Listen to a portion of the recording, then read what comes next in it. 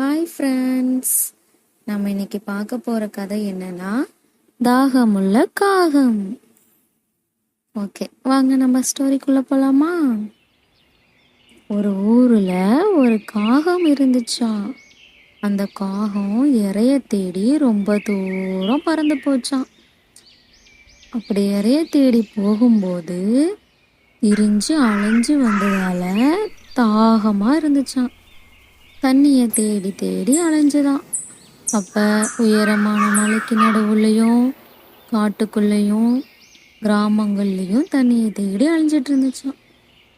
அப்போ காகத்துக்கு தாகம் அதிகமாயிடுச்சான். அலைஞ்சு திரிஞ்சதுனால ரொம்ப சோர்வாக இருந்துச்சான். அப்போ ஒரு குடிசை வீடு ஒன்று பார்த்துச்சாமா. அந்த குடிசை வீட்டு பக்கத்தில் ஒரு சின்ன பானை இருந்துச்சான். அந்த பானையில் தண்ணி இருந்துச்சான்.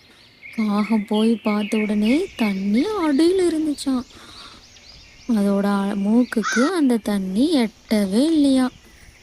ரொம்ப சோர்வாக இருந்ததுனால என்ன பண்ணலான்ட்டு ஒரே யோசனையாக இருந்துச்சான்.